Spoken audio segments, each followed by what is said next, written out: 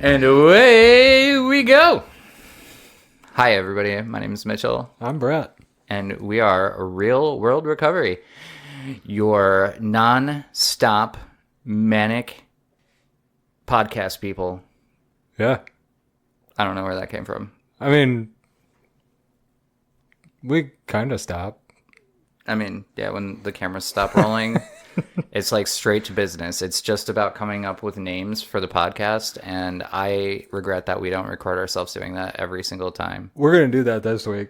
Yeah, I think that's a good call. We absolutely are doing that this week. The one for 2 weeks ago was especially great, and it's just... Yeah, those are some good moments. That was like one of those, like, I don't know if you've ever watched the extras on, like, the... when David Cross and Bob Odenkirk did the With Dave and Bob Mr. Show? No, when they did With Dave and Bob on Netflix, they're like... Oh. You know what I mean? Yeah. They had, like, these extras where it showed them working on material together. And it was really interesting to watch. Yeah. And that's what it made me think of. Yeah, I mean... when we were spitballing That's the good stuff, ideas. man. Is like, that's the meat and potatoes. Like, that's the soul food of the creative process, is like working it out. Mm-hmm. Watching the clever folks do the clever, figure it out. Yeah, do the clever, like getting through all the muck to like actually get to the final product. Yeah. Well, speaking of those two, I finally got to show Russ Run, Ronnie, Run, which I super appreciate. And he was like, how have I not known this existed? Yeah. And I'm like, yeah, I know, right? That's one of those movies that, like, once you've seen it, you're like, oh my God, that's one of the greatest pieces of film ever made. I highly recommend going and watching it if you're a fan of Bob Odenkirk. Did you ever get a chance to watch the Onion movie? I have not. But to be fair, I haven't made time for it. Oh, that's another one of those ones that's just like chef's kiss. Well, I still have that. I downloaded it and it's on my drive. So that's maybe I'll have them watch it on Monday. We were thinking about starting to do a movie night on Mondays. Do you want to? Yeah, man. Start coming over for that? Yeah, to their like apartment. I think that It'd be fun. All of those kind of things, man. Like, that's what I've been talking about for weeks now with folks, is all of those type of things where, like, getting together, even if it's kind of like, I don't know if I really feel like doing it, but like, just get out there and feel a little uncomfortable and like hang out with people. Because I think with the pandemic, I think that kind of took that out of people a little bit, and I think that's kind of why society's breaking down. Well, I don't know about all of that, but I think that that's something that people need to get back to again, is rebuilding that in-person community again, and actually spending time together face to face, and not necessarily relying so heavily on digital. Yeah. And I mean, you know, social networks and digital connection is all well and good when nothing else is available, but sure, nothing beats getting together and hanging out together. I don't know. So, yeah, I feel that. It's Super Bowl Sunday, which is exciting for some people. Yeah, I got my hat. Yeah.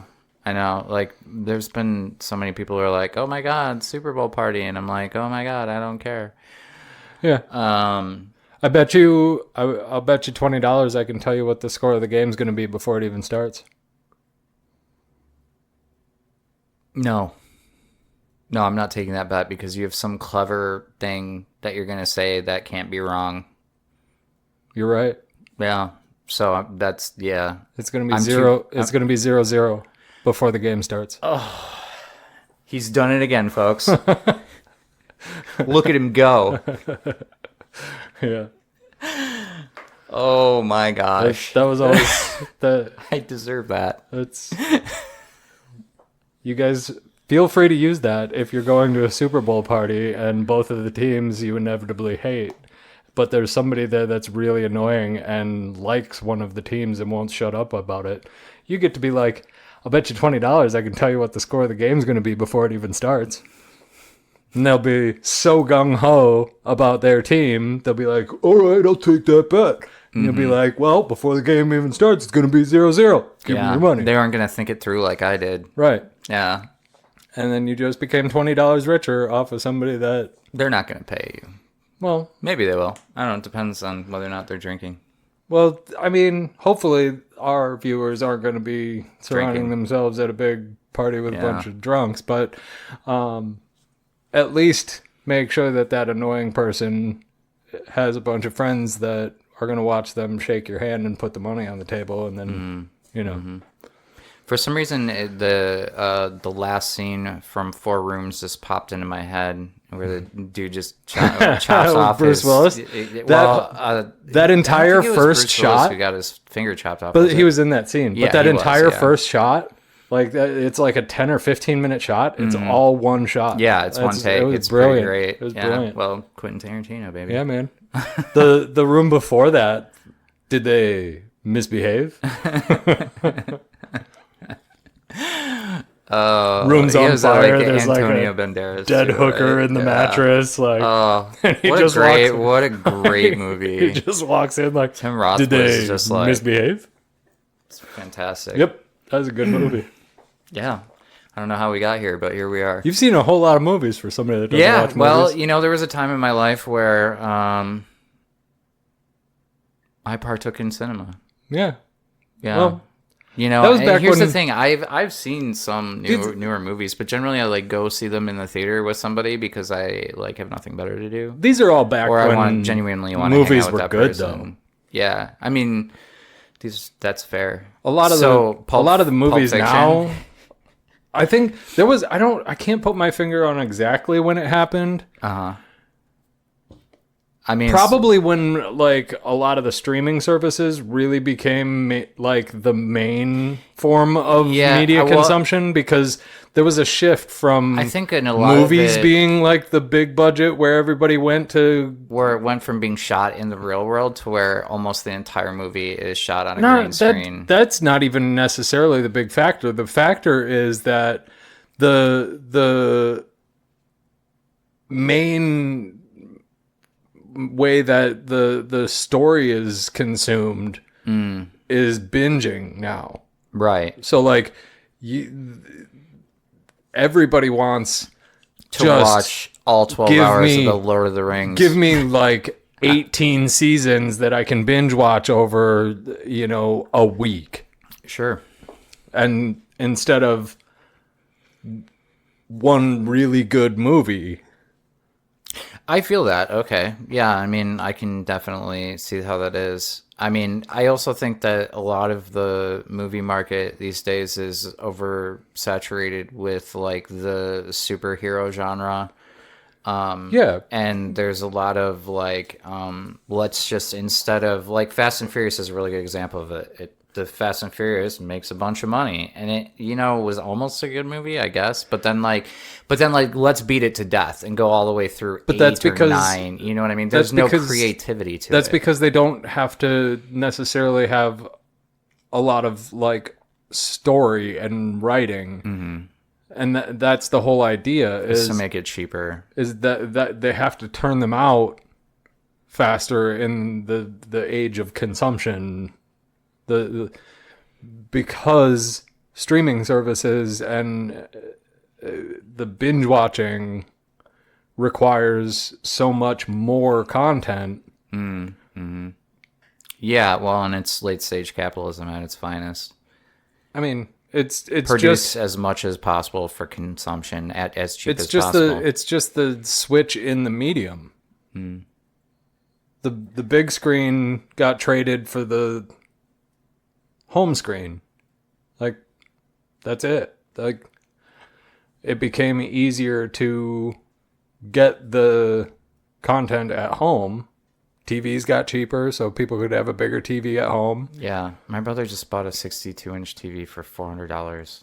the internet got fast enough wild. that you could actually stream the movie. You didn't have to, you know, so like the ability to have Everything at your access to fingertips. that Sure. and be able to watch it. It wasn't like, you know, we were dialing up and had to download the movie over the course of a weekend in order to watch it. Yeah. You remember Laserdisc? Yeah, I do. That was hilarious. I never had But one. when it first came out, like this like rich uncle or somebody, like step uncle had it, and it was insane to me that like this basically giant CD was a movie. Yeah, it was a digital record, it looked like. Yeah, it was cool. They get that got shrunk down real fast. Yeah. You know what I mean? Well, same with hard drives. Yeah. Well, now it's all solid state. So. Wow. Now we're here. Yeah.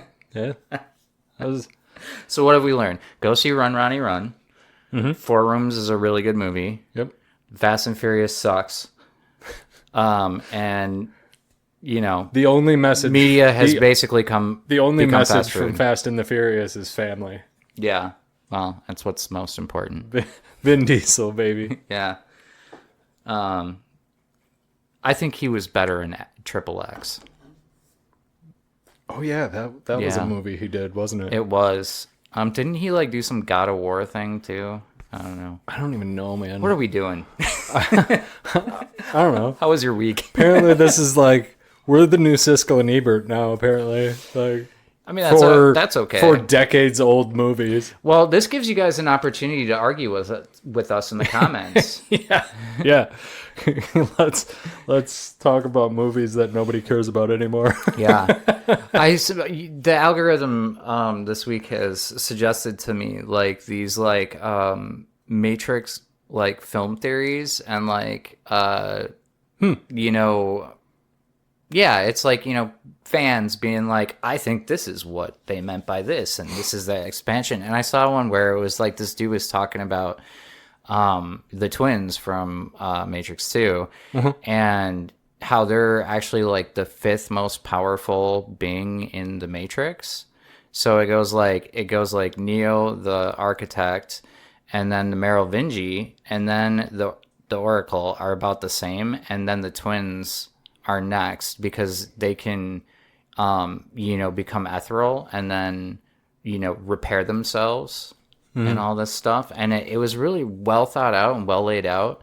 And at first I was annoyed by it because it clearly had one of those like, you know, talk, you type it in and it's the voice of the typing. You know what I'm talking about? Yeah. But then dude comes on and his English is terrible. He's clearly from Italy and like he's just very grateful and talking about liking and subscribing, and then it goes back to that voice, and I'm like, oh, so now I identify with you and I understand why you put that stupid voice on this. Right. And it made me feel a lot better about watching it. Which I was going to watch it anyway because I was like, yeah, I am interested in that. How do you know me? YouTube? Anyway. Yeah, it was interesting. It was fascinating. Yeah. Maybe I'll send you the link to it because it's kind of neat the way he breaks it down. Kind of made me want to rewatch The Matrix, but I would want to rewatch it like 1, 2, 3, and I don't know that I'll ever watch 4 again because I don't know. I didn't mind the new one. It wasn't bad, but it didn't feel the same. I think I'm gonna reserve judgment on the new one until I see the rest of the new ones that they're gonna be doing. Are they making more? Oh yeah. Okay. Well, if that's the case, then If we've there's learned hope. anything, I just feel like leaving out. I don't know why I'm. if we've learned anything about new era Hollywood, They're They don't bring back- They're gonna beat it to death. they don't bring back a blockbuster franchise just to leave it alone. just to make one. The same thing I was complaining about earlier with Yeah. Fast and the Furious. They're not just gonna make one. Sure. It's Warner Brothers. I just think that like changing the actor who played Agent Smith made it feel. They changed Morpheus. Yeah, I mean, but it's a different version of the Matrix, right? Okay, so you're gonna rationalize that, but not. Come on. The cognitive dissonance here. It's just so iconic. You don't get to have And selective Morpheus, cognitive didn't dissonance. Morpheus die? No, he didn't, did he? You don't get to have selective cognitive dissonance. I mean, I guess not. So I guess that's fair enough. I don't know. That's what felt off to me, though. I guess I did have selective cognitive dissonance. Yeah. So now that's been brought to my attention, I'm going to continue feeling like they shouldn't have changed characters. But you're right. They shouldn't have changed Morpheus either. or at least if they were going to have like a different version of the Matrix with a different Morpheus, they should have still had Larry Fishburne. Yeah, Lawrence Fisher and somebody. Larry, right? come on. I don't, That's what he started off as. He's still Larry. Okay. I mean, I didn't. His early career. I did not know that. His early career, he was Larry Fishburne. Well, when I was younger, everybody called me Adam for the longest time. Well, and then yeah. So they didn't know you from Adam. Wow. So how was your week? It was good, man. It was good. I'm flying solo for the month Yeah. here. So Partner out of town. yeah, her aunt broke her arm Ooh. or wrist or something, and so she lives by herself with her dog, and so she was like, "You gonna be okay if I go take care of my aunt for a few weeks while she heals up?" And I was like, "Yeah, I mean, it's literally like I like do nothing besides sit around here and podcast and Right. take care of the cats and read." So, Not much is going to change. If anything, you'll get more reading done. Yeah, and I have. Yeah. There you go. Oh, actually, speaking of reading, little aside here, but I bookmarked a thing in here that I thought you might find interesting in my discourses from Epictetus. Let's see here. I'm not wearing my glasses that allow me to read close up, so this is how old I am.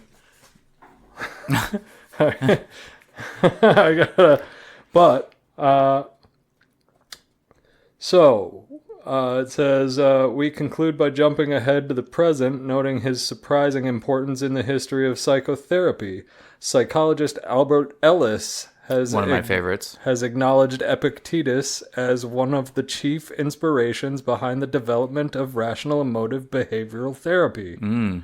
So, yeah. Ellis openly credits Epictetus for supplying his guiding principle that our emotional responses to upsetting actions, not the actions themselves, are what create anxiety and depression. And that our emotional responses are products of our judgments. Yeah. So I thought you... That is cool. God, no. 2,000-year-old Stoic I philosophy. have to read that book, don't I? 2,000-year-old Stoic philosophy is a major influence of Albert Ellis and rational emotive behavioral therapy. Yeah, which was the inspiration for Joe Gerstein to start Smart Recovery. Yep. Yeah, cool. And Epictetus I feel like that's something I should have known, but I'm glad I know it now. And he's also like directly the source of the Serenity Prayer. Yeah, I feel like I knew that though because you've said that before. So yeah, pretty cool that like a lot of recovery stuff comes like straight from the Stoics. Well, I think because a lot of recovery is learning how to manage your emotions. And part of learning how to manage your emotions is learning how to let go of stuff that you're hyperfixated on. Accepting the things that have happened and recognizing the things that are outside of our control. Yeah. And the things that we do control. And the other thing that's interesting too about Stoicism versus a lot of the other philosophies of the time and since is that it was very much accepting of variations of it. So like they weren't like this is how it is, it's set in stone. Sure. It was very like well, maybe if we approach it this way, or maybe if I take this spin on it, or kind of come at it from this angle. And they were just like, whatever, man. Like, maybe. Yeah. Cool. Tell me about it. And like, it was very fluid and open to like interpretation and adaptive. And, so yeah, it's more about the practice and discussion and taking what works and it's science. Yeah, I mean, truly, like they were very. Here's a hypothesis. Let's test it, see if it works. Yeah, and they were very much opposed to what they would call like the pen and ink philosophers, like the ones that sat in the ivory towers and just sat in their books, and they were out in the world like living it. And I mean, ivory tower does sound nice though. I don't know, man. Yeah, I'd get bored. Yeah. I'd get bored. But yeah, I thought it was neat when I was reading that. I was like, oh, REBT, like there it is. I know somebody who'd like to know that little tidbit. Indeed, I did. Yeah. Yeah. Thank you for that. Yeah. But yeah, had a meeting with one person already, so I've got an interview on the books for a couple of weeks from now. Okay. Another call scheduled for tomorrow morning with another person who I'm excited about having this call. She's super active in the recovery community, published author. She's doing a thing for International Women's Day coming up, doing a Women in Recovery thing. So yeah, super excited about that. I actually went to high school with her. Okay. So we're talking tomorrow, and hopefully can get a interview worked into the schedule somewhere with her as well. So that'll be cool. And then I got the email Saturday. We've got the first batch of stickers coming in. So those will be cool. Got a couple ideas actually. Maybe some things I might want to do with those besides just, seeing if folks want to give a cash infusion to the show. Right. Which would be great, if people want to help support the show. We'd always, love that, and I'll give you, a sticker. But yeah, because people like stickers. But I mean, people do like stickers. I love stickers. I have a ton of stickers. But yeah, got a few other ideas. I was talking with a couple of friends of mine. They gave me a couple other cool ideas for some additional things we might be able to do to help the show with visibility on like Google searches and stuff like that. So, just been grinding away, doing stuff on the back end, talking about things with people who are smarter than me. So, and all I'm doing is going to school. What a slacker. Well, hey, man. Exercise that brain, buddy. Yeah. How's it been going? I mean, this week was all right. I went to my Spanish professor on Monday, and I was like, bro, I just don't get sir, which is to be. So there's like a ton of so it'd be like, Sir. Yeah, to be. Yeah. Did I say it differently? I heard sir. Oh. Like S-I-R. But yeah. Anyway. Yeah, so I was struggling with that like quite hard. We only have really one or two words for that in English. It's are and is, you know what I mean? They are, it is, like, and there's no word really for it in Spanish. And so I've been having a hard time like conceptualizing the 8 different words that it could be, what they're attached to, and how to put it into an order that makes sense in Spanish. But he's been really helpful with that. And he's explained to me, like, because we'll say things in English, like, if it's 11:50 a.m., we'd be like, it's 10 to noon. They would never say that in Spanish. And so when I went to say that on a homework assignment on the interwebs, it was like, you can't do that. And I'm like, I don't get it. You've been saying noon and midnight this entire lesson. Why doesn't it work in this context? And so we get to class on Wednesday, after I had like emailed back and forth with him a little bit about like, why is it like this? Like, how would you say it? You know, how does this work? And he's like, he asked the class, he's like, because I said it again in class, I'm like, you know, we would say it's 10 to noon or a quarter to noon, right? You'd say a quarter to midnight. They just don't do that in Spanish. You would always say doce. So interesting. But like that was something he didn't understand, the difference in the way we would use that in language. Do you know what I mean? So we all kind of learned something, you know. Yeah. Us English speakers learned that, you know, you don't ever say it like that in Spanish. And he learned that it's used commonly in English like that because he didn't know that either. So that was cool. He's been super helpful. English has been frustrating. So we were like going over like example papers on Monday and then again on Wednesday.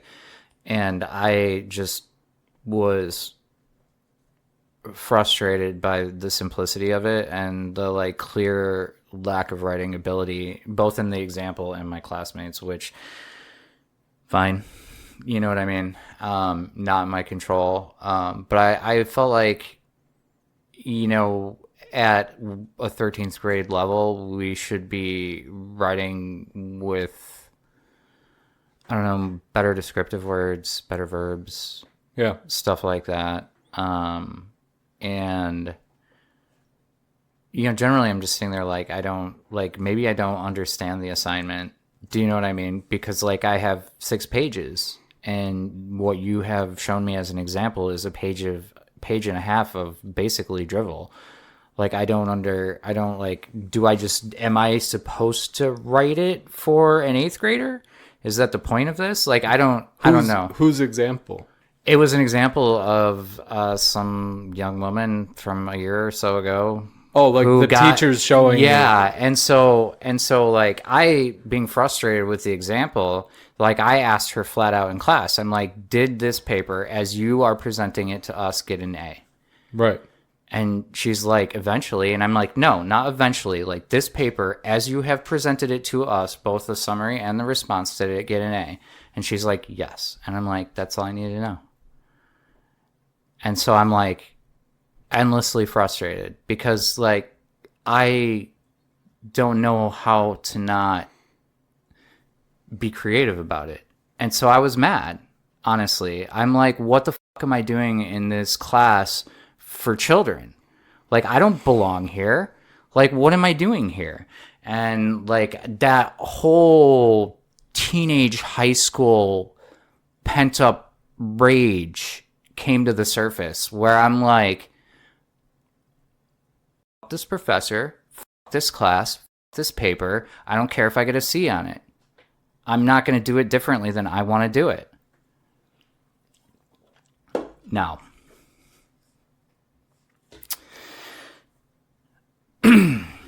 I had some time to think about it.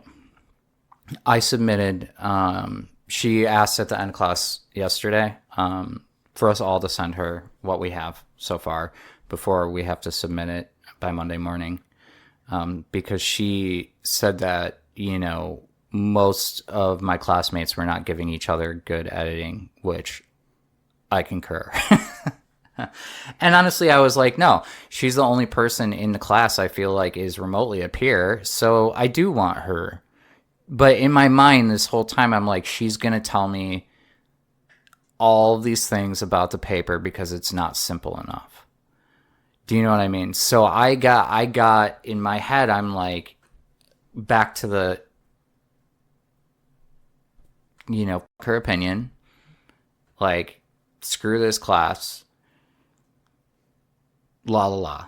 And then I'm taking a nap earlier today, and I wake up because my watch vibrates when I get a notification, and it was the email back. And so on your smartwatch, you can't, you get enough text to get the gist, but you're not like opening up attachments or anything. And So I just open it and I see that it's long and it's got a list in it, and I'm like, you know, I was just like ready. I was just like ready to go off because I'm like, that example as presented was just, it was trash. I mean, I don't know. To me, an article or, a summary response needs to engage with the person in order for you to retain any of the information. It has to be engaging enough that you want to read it and you don't feel like you're obligated to. Mm-hmm. Because if you feel obligated to participate in reading something, you will lose that information as soon as it's gone. You Sure. know what I mean? So I didn't go open the bigger email. For like an hour I sat there, and instead of like going and just opening the email and raging about it, I sat and I thought about it. And so the entire exercise this week was pure editing, right? And so as I sat there and I thought about it, okay, well, if the professor is the only person in the room you consider even remotely a peer, why are you upset that she edited your paper? Mm-hmm. What are you mad at? Is it that you're mad that you think you're better at it than you actually are? Are you mad that here's this person who doesn't know you and is used to dealing with 19 and 20-year-olds, like talking down to you like you're a 19 or 20-year-old? Is that what's frustrating you? Are you like, you know, are you mad at because the way she talks to me is just, sometimes it feels very condescending, which, fine. I should be grown up enough to not. I've worked with plenty of people who were more condescending. Do you know what I mean? So what is the real problem here? And I think what it came down to is, it's rooted in the fear that I'm not good enough. Do you know what I mean? Sure. And so it's taking that negativity, that fear, that anxiety that I'm not gonna, do well enough in school, and it's projecting it as anger onto, you know, the teacher for making a stupid paper and making me write it like a dumb person, or all of the other things that are coming out of my brain. And so, after I had, that like hour or so of contemplating it to that point, I went over and I opened it up. And I opened up the paper and I actually looked at what she had to say. Now, I did not agree with all of it. But like 95% of it was good advice. The part that I disagree with, I think is honestly a matter of taste. Mm-hmm. And I think that in my desire to overachieve, I create a situation where I have more information on both the summary and the response than was necessarily required to complete the assignment. And so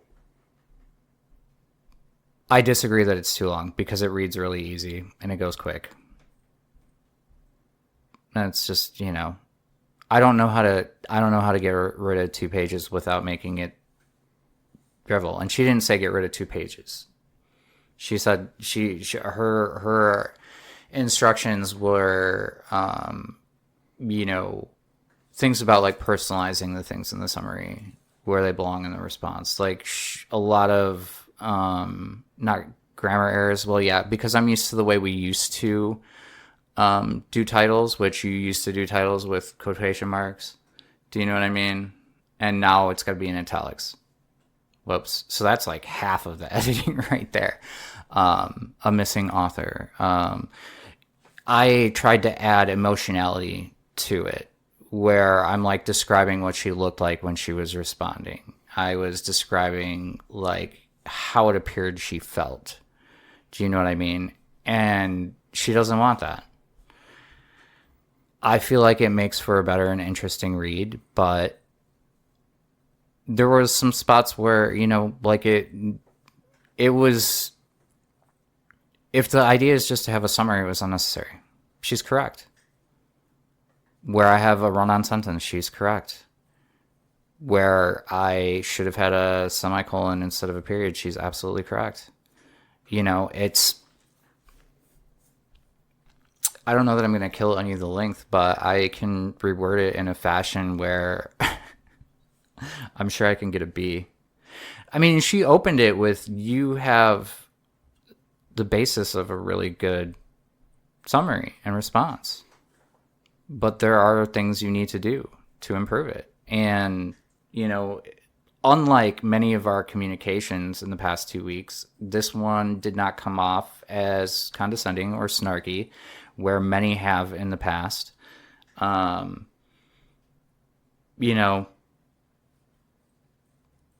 I want an A. An A.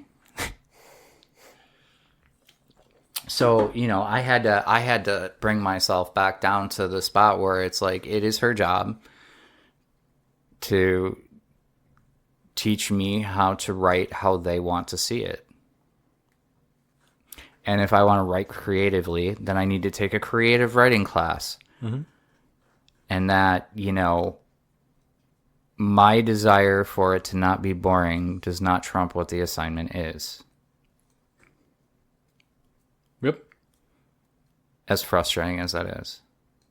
But yeah, I mean, I don't know, man. It was a moment of great humility, because like you spend all this time like making up what the problem is in your head without taking that moment to step back and see what it really is. So yeah, I'm gonna not rewrite the paper, but I'm gonna take a lot of her suggestions and I'm gonna tweak the things that she didn't like. Again, I don't know that I'm going to kill any of the length, but I'm going to rephrase it in a manner that's more appropriate for what it is, I guess. Yeah. Yeah. Well, and I mean, I think that's pretty much a positive edit. It's not in any way like saying you missed the point entirely. No, well, which like, honestly I was kind of expecting. That's like when I saw the email come through, I was expecting it to be like, bro, what are you doing here? And there was a little bit of that. There was a little bit of that, but there was, mostly it was good advice, which is fine. I mean, in the end, I don't really honestly care what she thinks about it as long as she gives me an A. So, well, I will do what I have to do to get an A. Yeah. And if that means sucking it up and doing whatever to it. I guess the good news is she said that, once we turn it in, we can improve it to get a better grade. And I'm like, okay, well, I'm going to take her edits and I'm going to reword some things so that they make sense. I'm going to change some verbs around. I'm going to get rid of a whole lot of adjectives. And, yeah. I mean, killing 20% of the adjectives should give me a whole half a page. I'm just kidding. Maybe a quarter. I like to describe things. Sure. No, it wasn't that bad. It really wasn't. Whatever. I'll post it to the Discord. You guys can judge it. I am okay with that. I don't mind. I'm secure enough in my whatever after I fix it. I think that really what really got it going was that I have spent probably 12 hours writing this stupid thing, obsessing over it, and spending way too much time messing with it for it to be like still that rough. Do you know what I mean? That's on me. That's on me. Math is going good. Yeah. Math is math. Oh, yeah, I took that problem in, and you showed me what I was doing wrong. And I did not make that mistake again this week, so look at me learning. There you go. Mm-hmm. And I watched Run, Ronnie, Run before all of that. Mm-hmm. And now I'm here. Nice. Yeah. My psych professor today after class, like, kind of grabbed me, and, like, I posted the fact that we do this in my bio, you know what I mean? Because, like, she had us all set up like a bio for the class, and it's like, why are you interested in psychology? You know, the vast majority of them are, oh, I want to be a nurse, or like, you know, I have to for my pre-education classes, like la la la. And there's like 3 of us who are like, nah, I'm going into psychology. And so, you know, I put why, you know, and so she's been like really interested in like finding out about me more personally, I guess. Yeah. So that's been kind of neat. She told me today that in a study she worked on postdoc, they were paying people to quit cocaine. Interesting. And I was like, so you were paying them to do cocaine? Right. And she's like, so as it turns out, right. we had to give them things like gift cards to restaurants, and we had to give it to their family members. Yeah. And like, yeah, get them like lift tickets to go skiing. And I'm like, yeah, I'm sure they told you they were going skiing. Right. Uphill. I'm like, They're I'm like, well, what are you doing? She's like, yeah, the best part is when we started the study, we were drug testing them like 3 days a week. And I'm like, okay, I mean, maybe. Right. And she's like, yeah, and then we found out that, yeah, like only testing them Friday morning and then Monday afternoon. Yeah. And I'm like, oh yeah, no, that's not going to work. That's not. And then they were paying them on Friday and then testing it again until Monday morning. And I'm like, who the hell let you guys do that? Yeah, that was invented by somebody that's never done drugs. Yeah, that was, or somebody who was participating in the study. Right. Yeah, we used to call it uphill skiing. Yeah, she figured that out, or her team or whatever. They figured it out within 3 weeks. So they adjusted. It took them 3 weeks. Yeah, well, it did because you know, they're scientists and they apparently didn't know better. And like the first words out of my mouth were like, "Oh, you're paying them to do coke." Yeah. Like, oh, okay. Like literally, you're gonna. Like, I want to participate in that study. Jesus. All they would have had to do was talk to either of us, and we would have told them like, yeah, that's a terrible idea. Like as soon as they had the idea, we would have been like, oh, so here's what's gonna happen. Yeah, yeah. This is how this is gonna go. Yeah, and they figured it out though. Yeah, this is why you consult with. Yeah, lived experience. But it's neat to learn that that's kind of one of like things like that might be, you know, if this is all still here, can be something I can do with this, because I think that'd be pretty fascinating. And yeah. I would have, if I was in that room, I would have been like, you cannot pay these people money. Right. And they need to get dropped every other day. Yeah. Because it's like, especially like if it's somebody like my size or your size, 3 days, we still might get caught up in it. But like a petite woman... Depends, man. Dude. Back in the day, with my hyperthyroid, high metabolism, forget it. Yeah, I was like, that's hilarious. But forget it. I would have been fine.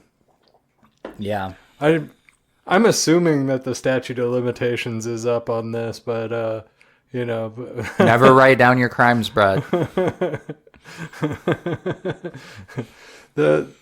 There's a friend of mine that had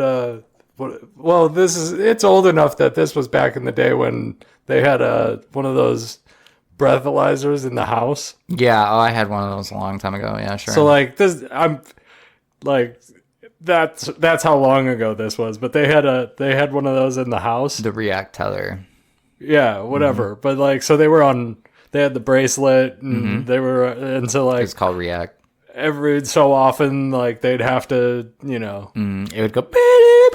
Yeah, so like horrible. They'd have to like blow in the thing whenever it went off, and green, orange, purple, and green, blow. blow. They had it figured out, like, when it was. And they were able to, like... Get away with drinking. Yeah. Why would you do that? That's insanity. They had it timed out.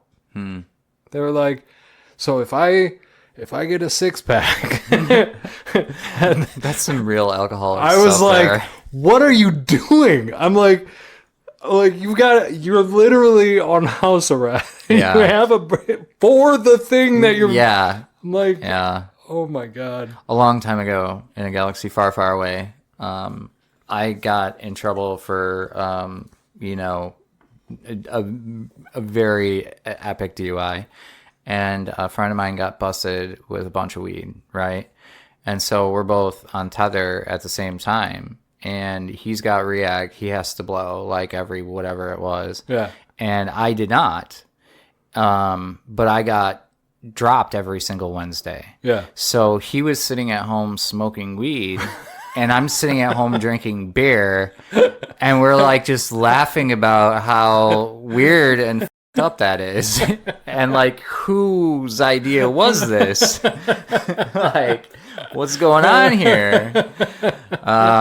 Yeah, state of Michigan, way to be. The early 2000s were wild, man. Well, a whole different world. I had another friend actually who was and this was like same time. Like the one friend's like timing out how many beers they can do before, and then like and doing the calculation of like, well, if my BAC goes down, and I'm like, just don't.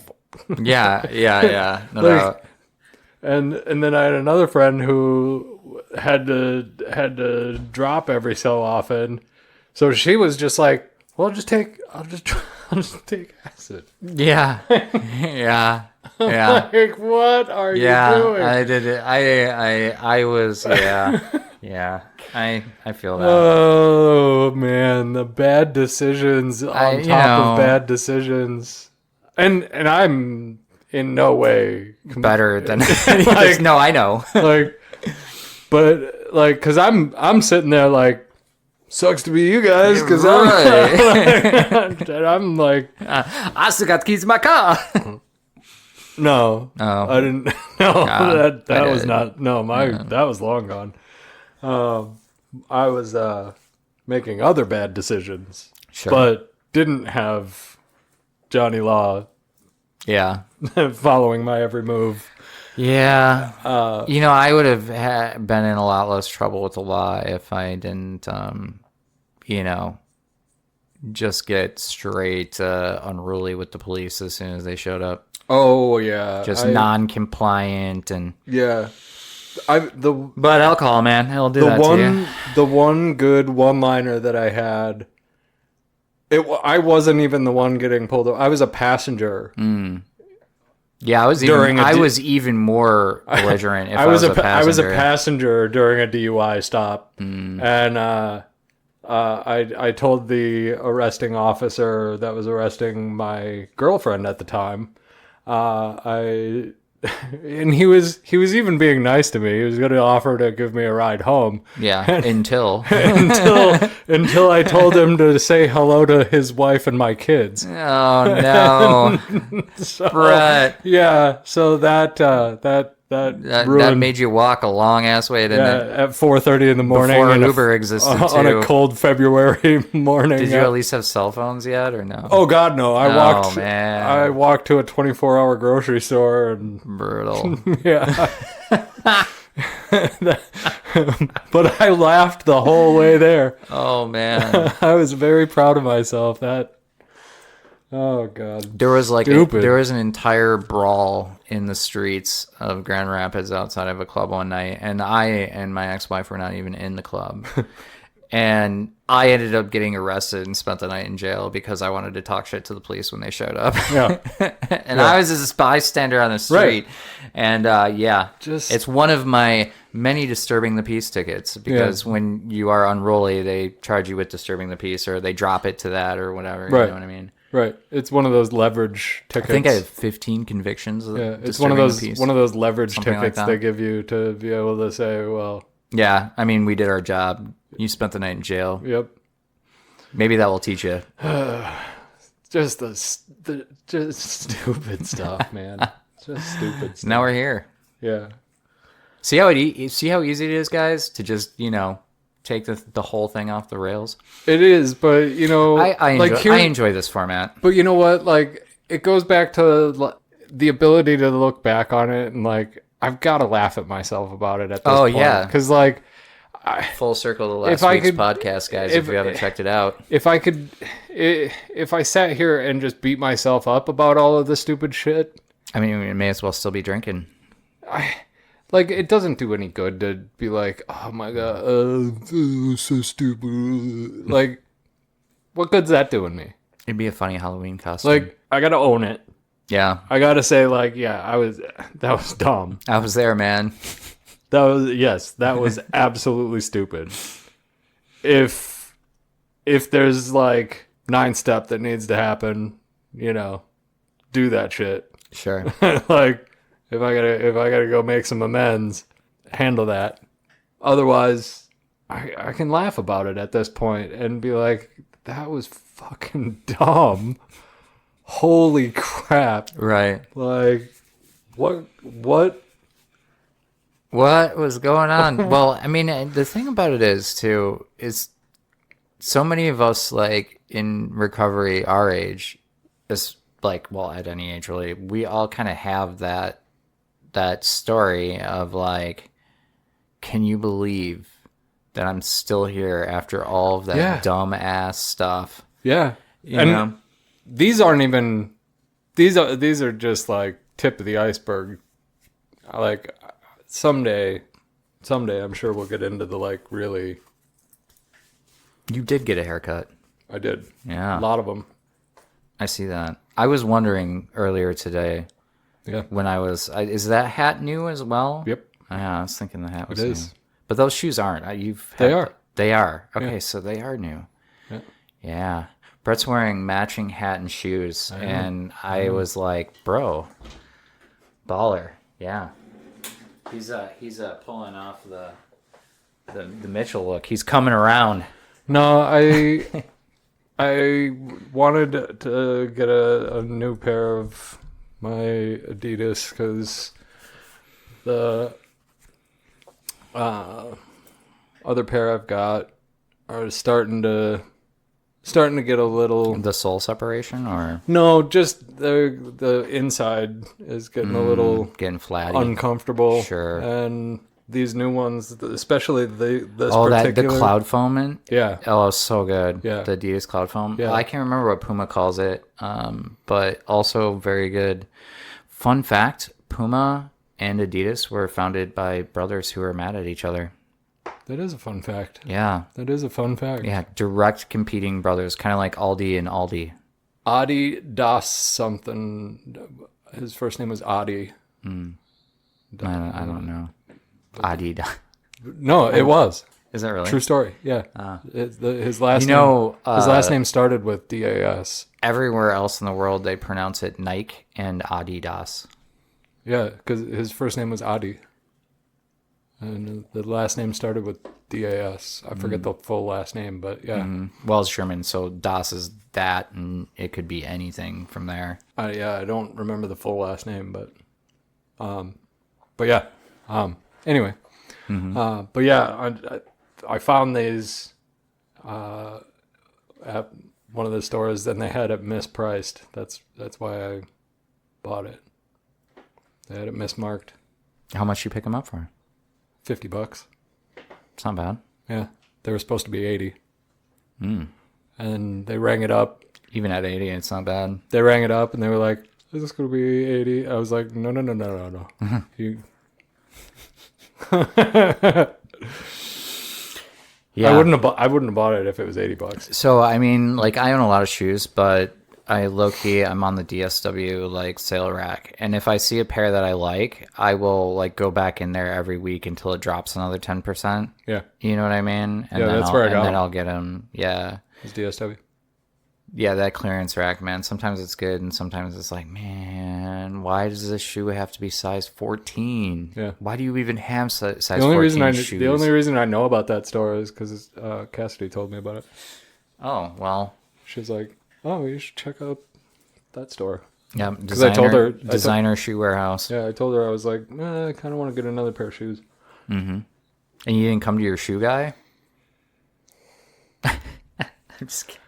No, man, that'd be information overload. You'd be like, all right, man, we're going to go look at like 75 pairs of shoes. I'm like, man, I just need a pair of shoes. What I would have done is I would have taken you out to Johnson Creek and we would have went to the Adidas and Puma. I didn't want to spend all day. Stores and allowed you to shop for, okay. I just needed one pair of shoes. That's fine. And then I would have went shoe shopping with you. This hat cost $10. Yeah, and it's a good hat. It serves a dual purpose because I was also shopping as a tester hat for potential merch hat for a snapback that could have our logo. Okay. Yeah. So, I do like the white and black. Yeah, I do too. Yeah. With white thread for the logo. Yeah. That's what I was thinking. That could be cool. So I am also a hat guy, as you may know. I do. Yeah. So Brett has more hats than I thought he would have from when I met him, and wears them more often than I thought he would. 4? Yeah, but like so when we met and we were working together on Fridays, you didn't really wear hats. No, that's because I had long hair. Not very often. Yeah. Oh, I suppose you're right. Yeah. I mean, I wear a hat and I have long hair. Yeah. It's whatever. It's a matter of preference. Yeah. Yeah. But that was a service industry thing. When I had the long hair for pull it back, blonde it. Yeah. I mean, that's what I find myself doing most days now. Yeah. Yeah. And then when I started working from home, it was like, well, why do I even have all of this? I don't have to like do my hair for any reason. So I was like, all right, get rid of it. I'm sick of it. It was pretty wild the day you showed up with the haircut and the beard beaten down. Yeah. That was pretty. Yeah. That was before you did that before the podcast. These people might not even know what you look like.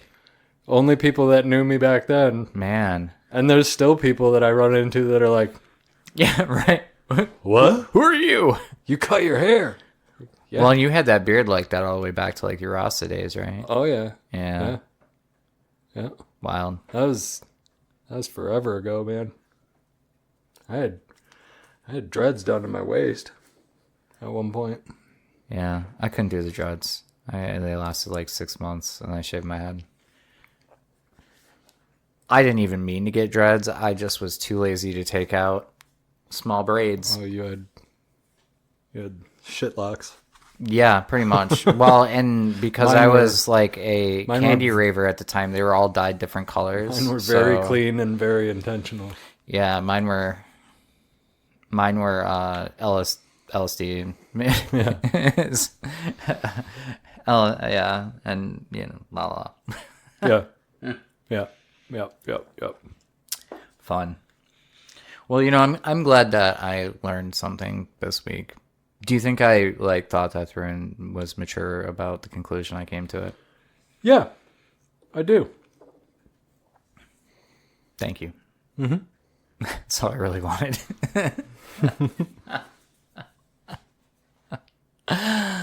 Well, if you've made it this far, do you have some words over there? Is that what you're doing? Oh, I just actually had since you were in school, I had a quote from Meditations for you pertaining to being a student.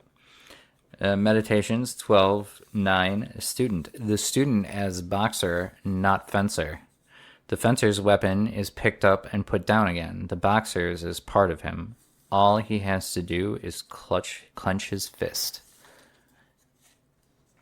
Yeah. Yeah, man. Yeah, that's almost better than a word. Yeah, man. Yeah. Just be like a student. Always learning. Exercise your mind. It's good to learn. And I think that part of this experience is going to be learning to be okay with being instructed. Yeah, man. And I don't know what it is about my English professor that makes me bristle, really. But at least I'm like looking at it objectively, and I'm not just going to class and raging, and I'm not just burning it to the ground like I would have younger. Well, and I think it's another one of those classes that it's going to be harder to get and feel ahead on, because it's going to be one of those things where in order to provide the work that your instructor is looking for, you're going to need to figure out what your instructor is looking for, So like, Yeah, and honestly, so I by still don't necessarily get preloading it. all of that work, maybe that's where some of that frustration came from, when you were like, well, I did all of this and it's not, subconsciously feeling like, but I did so much of this already and now it doesn't even apply because now you're, I guess So maybe. maybe just don't try to be as far ahead. I mean, I wasn't really trying to be far ahead originally, but it is what it is. I don't know. Just a thought. Yeah, I'm gonna stop talking about it. I'm not gonna think about it again until like Saturday morning Yeah. when I go to do whatever I'm doing to it. Yeah. So if you've made it this far, go ahead and hit that like button.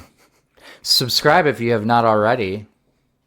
And if you love being harassed by the AdSense gods, go ahead and turn on the notification bell. And they'll let you know that when Brett and I make brand new content and drop it, which we try to do every day. Yeah. Love you guys.